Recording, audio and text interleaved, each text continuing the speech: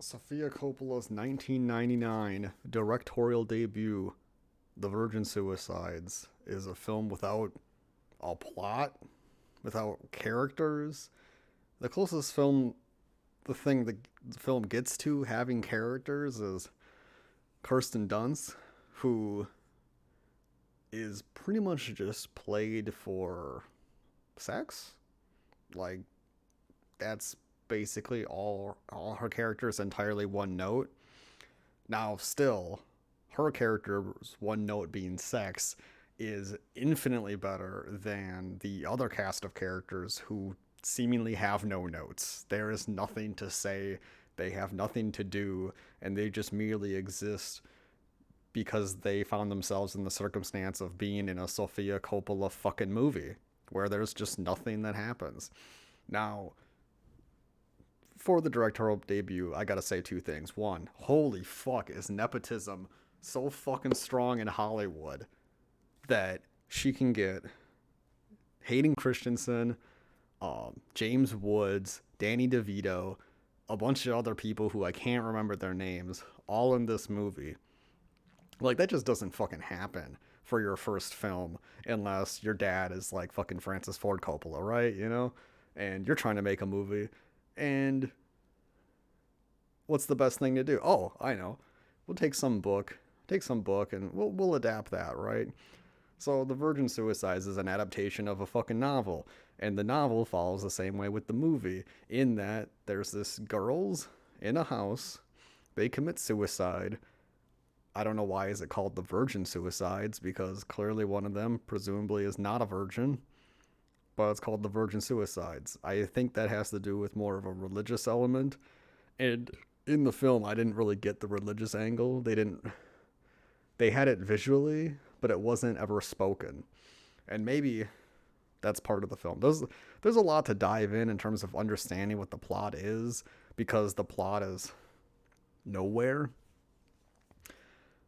So how the fuck did she get all these amazing, actors and people in her movie other than having her dad be Francis Ford Coppola? So fuck Sofia Coppola. I don't like her fucking movies. Lost in Translation is shit. And the only reason that this film even has any emotional core more so than Lost in Translation is because it, by virtue of the film being about families and in a community and having a bunch of fucking white people around.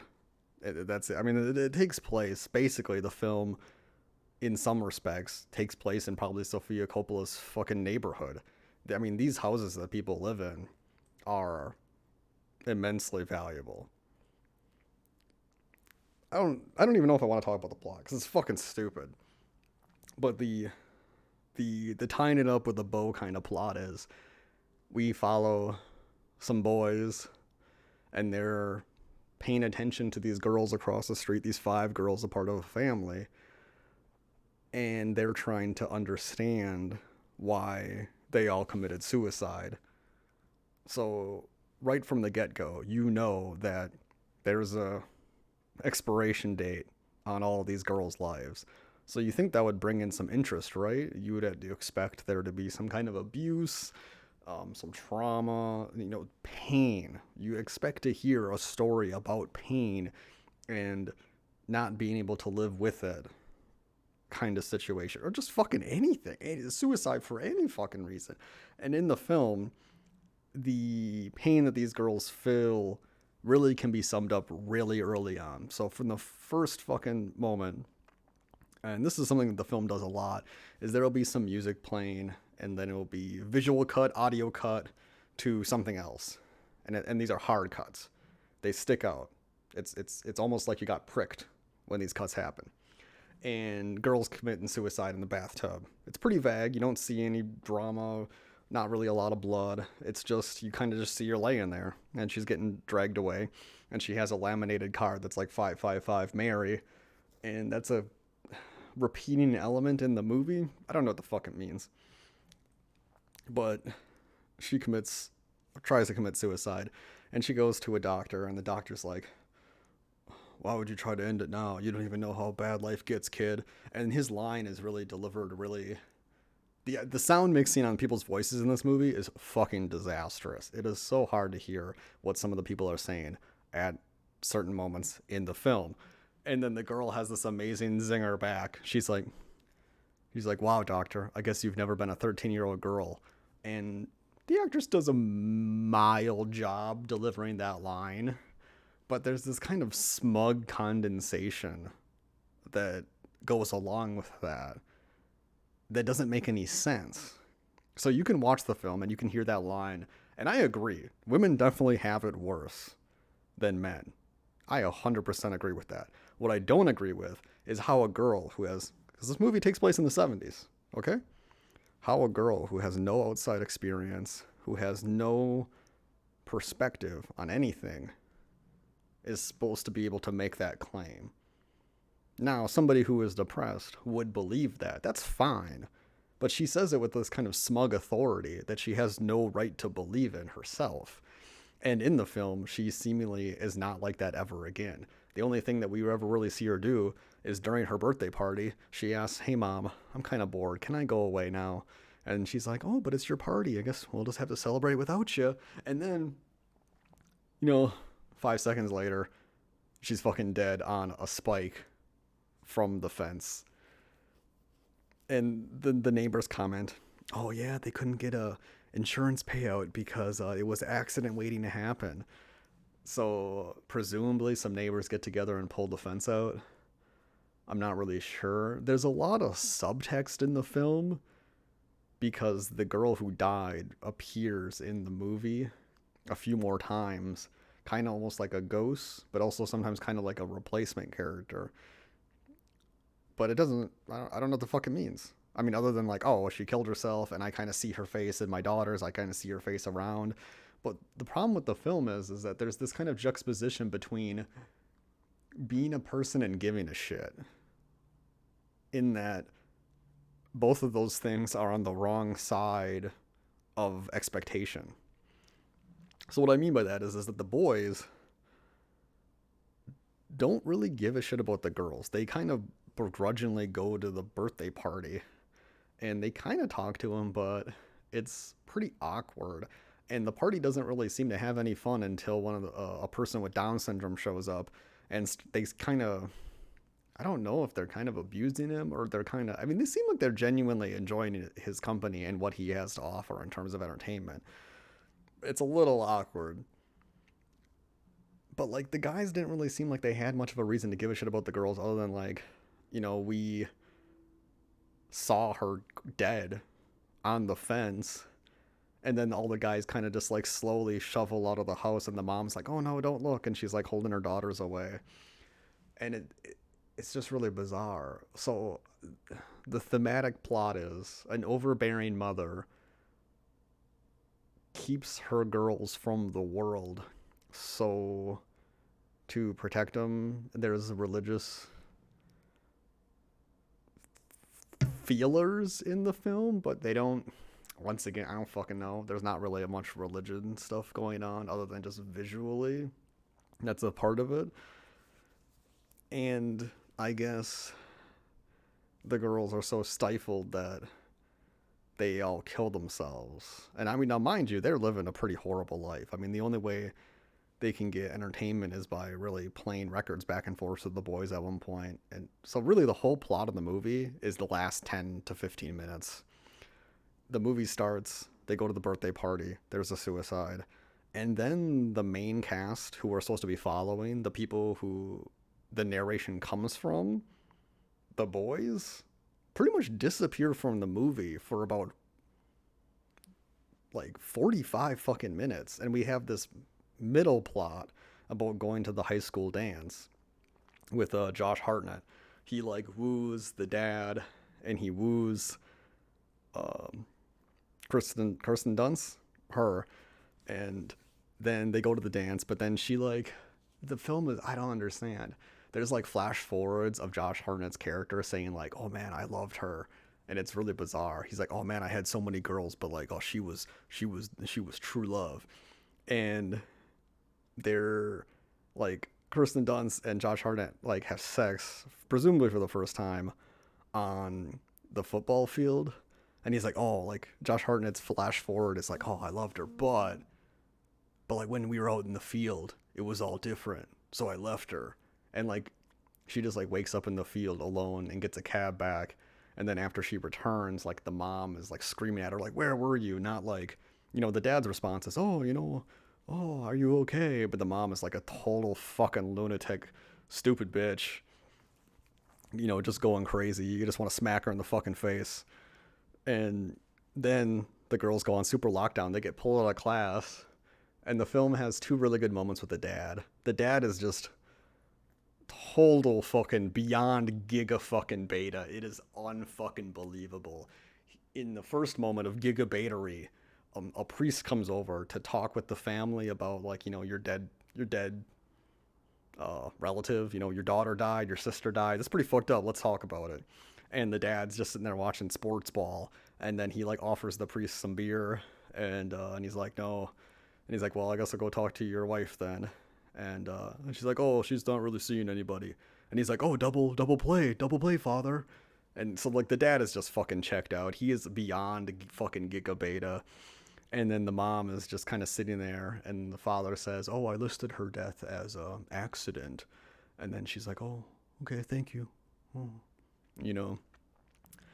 But that didn't really matter because the insurance didn't pay out. I mean, it saved them from some drama, but like everybody in the community, because we hear the drama, you don't really see the family, but you do see the family. And that's why the movie, I think, is fucking stupid, because the premise is it's a story told about characters through the lens of other people.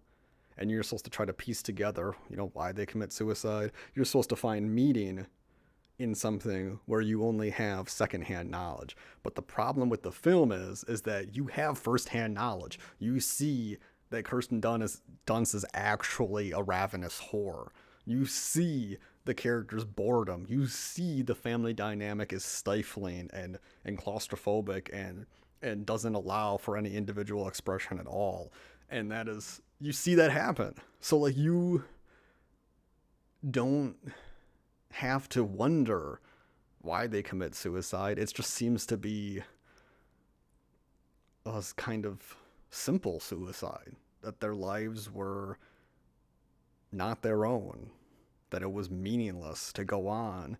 And even if they were to go on and become 18 and move out somehow, I doubt they ever would have been able to without finding being married off to a select husband. So, like, as far as the plot goes and what we see, there's fucking nothing there. It's fucking stupid. Because, like, I have to talk about, before I get into the thematic philosophy of the movie, I have to go over the last 15 minutes of the movie. So, we were introduced to, like, some, like, 4 boy characters who are basically trying to analyze what happened to these girls. And they talk about it like, oh, like, even though we had wives, and girlfriends and wives and everything, our minds would always go back to those girls. And every time we met up, we would go over the information again. We would go over the diaries. We would try to figure out, why they did what they did. So you either imagine that these boys had an amazing connection to these girls, or they were somehow complicit in or a part of the suicide, or just they had some more important aspect to it. And basically nothing fucking happens. They go to the birthday party in the beginning, but that's it. And then nothing happens until the last 15 minutes of the movie, where they're on lockdown, the girls are on lockdown, and then the boys, they start kind of doing this back and forth correspondence with like lights, and then they're calling each other on the phone and they're playing record albums. And it's kind of this like sweet companionship without companionship, like they're playing songs for each other, and the songs kind of all relate. Speaking of music, the soundtrack to this movie and the music, there's like one song, but the soundtrack, it is fucking perfect. There are some amazing fucking musical sequences where they tie perfectly to the songs that are playing. Holy fuck. For soundtrack alone, the movie's like a 10 out of 10. It is fucking perfectly executed in soundtrack. Amazing fucking job. When it comes to cinematography, I liked it a lot. A lot of people online say that it's boring. I liked it a lot.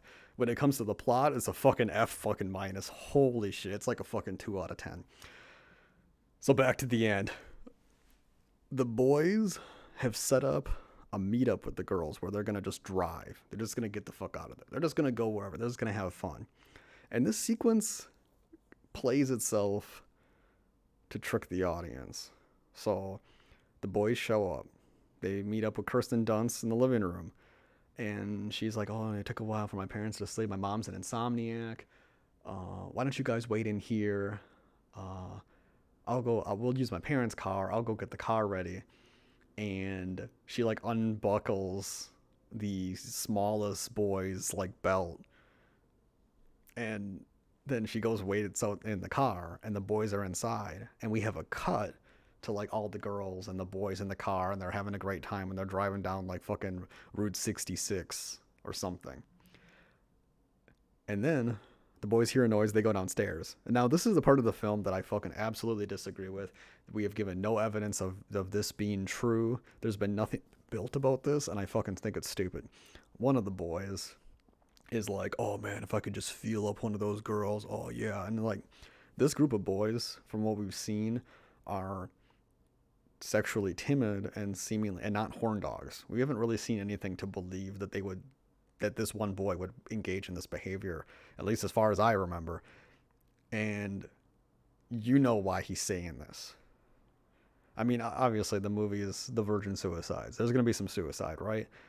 But if I didn't know the title of the movie and I knew nothing about it, and I could see, like, you know, it's dark, the boy's talking about feeling up one of the girls, I know exactly what's going to happen. She's going to be dead behind him. Well, one of the girls anyway. Well, yeah, that's what's happened. One of them is hanging behind him, and then the boys just run away. It's probably one of the most real reactions to a suicide is that you just fucking run away. Like, well, holy fucking shit, I gotta get out of here. So they run upstairs, and then there's a girl who's like laying dead somewhere else, and they're like, oh fuck, and you only ever see them by their legs. And then they run outside, and you find out later that Kirsten Dunst, while this was going on, started up her parents' car in the garage, and she committed suicide that way. So all the girls are dead. The mom and dad move away. The dad already lost his job a while ago by being so gigabeta.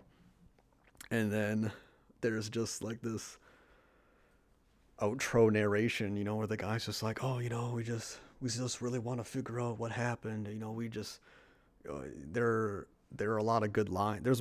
There's a few good lines in the movie, and I would assume they come from the book. One of them is, you know, those girls understood us in a second, and to them, or to us, those girls were unfathomable. You know, which is kind of funny, and it makes sense socially. So I have to get into the philosophy of it, I guess. Like, because of the gendered sexual dynamics of men and women in society, women have to inherently know more socially when it comes to sexual norms and behaviors than men in terms of how to behave, because women are the ones who generally have more to lose in a sexual relationship than men. Like, a woman can get pregnant and she might not have access to an abortion. If a woman has a child, she has to bear the child. If the man doesn't have to do that, the man potentially only has to be, you know, involved as far as finances go. And that's it, unless the woman walks away. But our society and our laws are gendered towards giving women the role of raising children and men the role of paying for children. That's the Family Act from like 94 and 96, and this film was made in 99, which is kind of funny. I mean, it's just a codification of norms that have existed for a while is all it really is. But that's the part of the film that's weird, is that it treats women in a way that are mysterious, but also it shows them being incredibly simple. And maybe that's supposed to be like some kind of justification or juxtaposition that's like, see, guys think women are these mysterious figures and they can't figure them out, but it's really, really simple. She just wants to fuck. And it's like, I feel like both of those are insulting and stupid, because Kirsten Dunst's character, I mean, we're explicitly told that she like writes the names of guys she wants to bang on her underwear.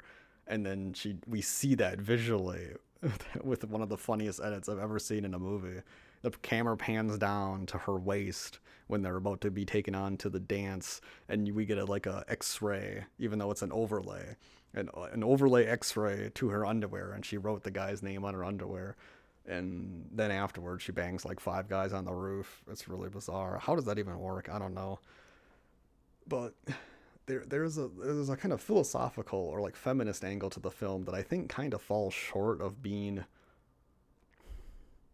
meaningfully feminist. Like, it treats girls the way guys look at them, in that like we don't know anything about them and we have to understand them without ever actually examining their thoughts or feelings or anything like that. But that doesn't seem to be the case of what happens in the film. Like, the evidence that we have presumes that the women are simple and stupid. The daughter kills herself in response to the tree being declared dead in their yard. That's it. Now, the tree symbolizes something meaningfully to the family, or to the daughter anyway. I don't know, maybe they play on it. I don't fucking know.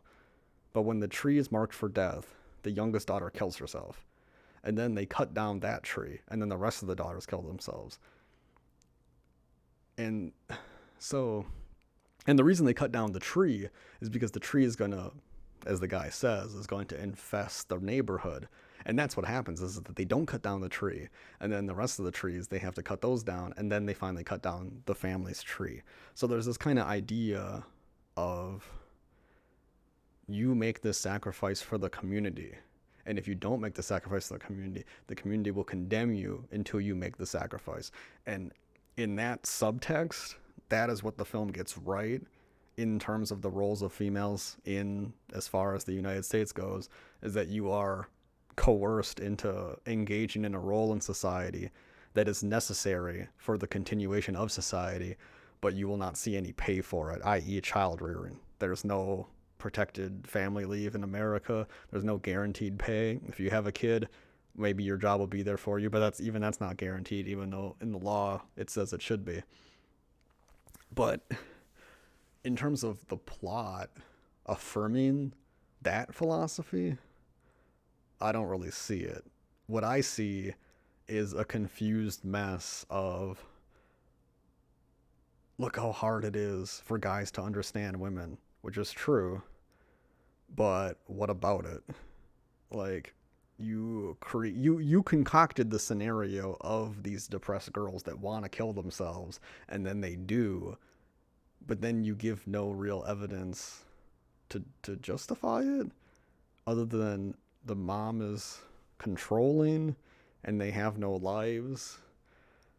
I don't even know how to do the religious angle. I really don't.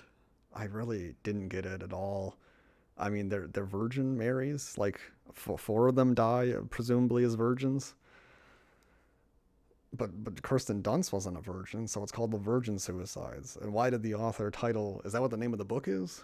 Why did she title it that? What does the Virgin Suicides mean? Because they're not all virgins. Did the guys think that? I mean, there's no way, because because the part of the movie is like they're watching Kirsten Dunst get fucked on the rooftop. Is that symbolic? I don't fucking know. I don't get it. I just don't understand, and I think that part is fucking dumb. And I think Sofia Copola, when it comes to conveying a movie with emotion... Oh, fuck, I just fucking remembered the ending. Oh, no. Oh, fuck. Oh, no. I'm so sorry. So the movie, the girls commit suicide, and we go, like, a few months in the future, and there's the debutante ball where the girls are coming out. And this part of the film has to be super symbolic, but I don't fucking get it. And it's actually kind of contemporarily relatable. So what happens is there is like a fume leak, and the air is literally green. There's some kind of vapor leak, something going on, and the air is fucked up. So the narrator is telling us at the debutante ball, the theme was decorate your own gas mask, and one of these girls has a gas mask that's covered in diamonds. And I think this is where the high society kind of comes in, even though the girls in the film were not a part of high society. But the guys' awareness of the pain of women seem to reject the debutante ball at the end. They they don't really seem like they give a fuck about any of the other women. They I get the feeling that they don't like the people at the ball because there's one guy who he gets particularly drunk. He's by a pool and he's like, "Oh, my life is so sad. I'm a teenage girl. I'm gonna end it all." And he like jumps in the pool, pretending to kill himself. Making a mockery of the five girls that killed themselves earlier in the film. So at the last moment of the film, there's this kind of like, here is the society of bullshit that exists that the girls have to suffer under. But the problem is that the girls that we see in the film were not a part of that society. They weren't high society. They were just regular girls who were constrained under a religious matriarch. So I just didn't fucking get it. And Sofia Coppola could have had such a great opportunity to take a book and adapt it better. You can make the plot better. You can add parts that make the plot more good, and you can take out parts that are fucking stupid. Here's the first thing I would fucking do. Those like four boy characters that are supposed to be our main, the lens through which we see these girls, have them be in the whole fucking movie. Don't have them in the beginning and then have them at the end. Because when they go to the dance, guess who takes the girls to the dance? Fucking Josh Hartnett, Hayden Christensen, and some other guy. I think there's only one of the four boys from the beginning and end is taking them to the dance. It's fucking bewildering. Why did you have new characters introduced halfway through the film? Sure, introduce one character, have Josh Hartnett. That's fucking fine. But don't introduce a whole bunch of other ones where Hayden Christensen has like two fucking scenes that you can see him and he has one fucking line of dialogue. It is so fucking strange. I don't fucking get it. Like, why would you do that? Anyway, I've talked about this movie enough. I fucking hate Sofia Coppola. I don't like the movies that she makes. The only reason that this movie resonates at all emotionally is because it is about characters growing up, going through adolescence, and that is something that everybody experiences. So that's how you can relate to it. But the real test of a director, of an artist, of being a fucking human being, is to take an experience that somebody cannot relate to, and then convey that to another person through expression in a way that they can relate. And that's the test of a true artist. And Sofia Coppola ain't fucking got it. 0 out of 10. Soundtrack 10 out of 10. But fucking that plot, so fucking bad, 0 out of 10. Fuck, how do I turn this off? Okay, there we go, great.